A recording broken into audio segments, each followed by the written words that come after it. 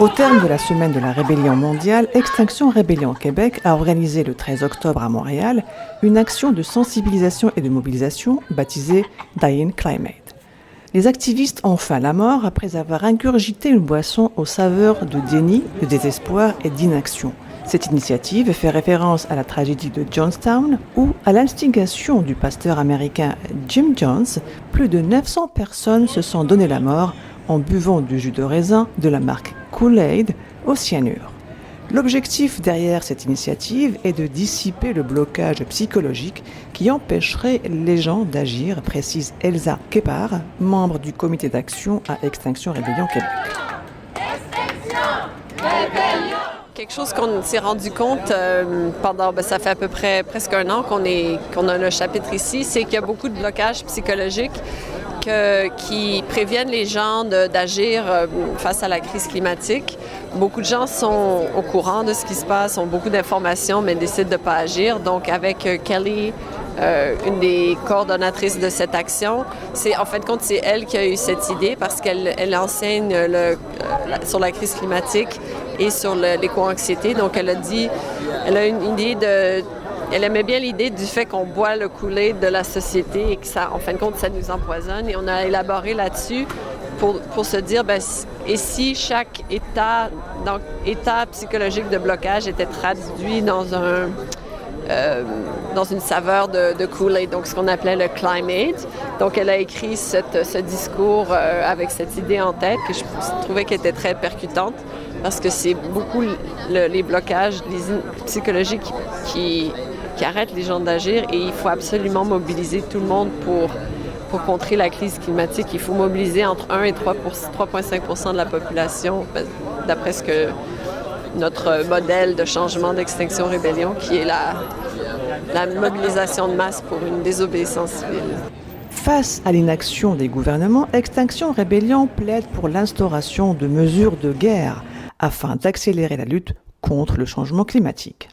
Concrètement, on devrait, d'après la sévérité des changements climatiques et la rapidité par laquelle il faut décarboniser pour empêcher le réchauffement au-delà de 1,5, il faut instaurer ce qu'on appelle des mesures de guerre. Donc, je ne dis pas faire la guerre du tout, là, mais je veux dire des mesures drastiques pour décarboniser très rapidement et les gouvernements je ne sais pas comment dire en français, don't even acknowledge que c'est possible parce qu'ils sont toujours dans leur idée de croissance, de job et tout ça. Donc nous, on dit que c'est inacceptable, on condamne des milliards de personnes à la mort. Mais s'il y a un article du Devoir qui vient de sortir qu'il y a 5 milliards de personnes qui risquent d'être affectées par les changements climatiques dans les 30 prochaines années, surtout en Asie du Sud et en Afrique.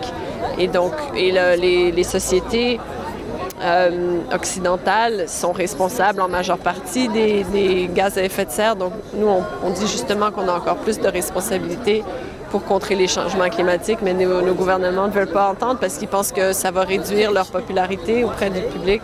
Ça va réduire la croissance, mais on n'est plus dans une optique de croissance. Il faut vraiment un changement de système pour pouvoir contrer les changements climatiques. Le groupe écologiste qui prône la désobéissance civile est connu pour ses coups d'éclat. Depuis le début de la semaine, les activistes ont investi les grandes artères de plusieurs villes à travers le Canada. À Montréal, certains manifestants ont escaladé le pont Jacques-Cartier, provoquant l'arrêt de la circulation. Ce genre d'action serait nécessaire pour que les gens prennent conscience de l'urgence climatique, explique Elsa Képard. On perturbe parce qu'on pense que dans l'optique du changement rapide qu'il nous faut, il faut absolument que ce discours d'extinction entre dans la population, entre dans the mind of people. Je pense que beaucoup de gens ne se rendent pas compte que l'humanité est en péril d'extinction. Ça, c'est pas une joke, c'est comme la science qui le dit. Ne pensez pas justement que ce dérangement que vous causez chez les gens ne réduise un petit peu, disons, votre capital sympathie? Nous, on opère dans le mode de changement de la désobéissance civile qui qui est justement de forcer un issue au cœur de la population. On se met dans la lignée des grands mouvements des désobéissances civiles comme pour les droits civiques aux États-Unis, pour les suffragettes, pour la libération de l'Inde. Donc, notre but est de mettre this issue au cœur de la société. Et nous, on croit, Extinction Rébellion, qu'il faut le faire de façon drastique. C'est la science qui nous demande d'utiliser des moyens de communication qui force the issue in the center of our society. Et il y a des gens qui vont pas être d'accord avec nous, mais il y a des gens qui vont être d'accord avec nous. Et c'est ça la désobéissance civile. C'est pas pour avoir tout le monde avec nous, c'est pour avoir 1 à 3% de la population pour venir dans la rue et dire que c'est assez l'inaction.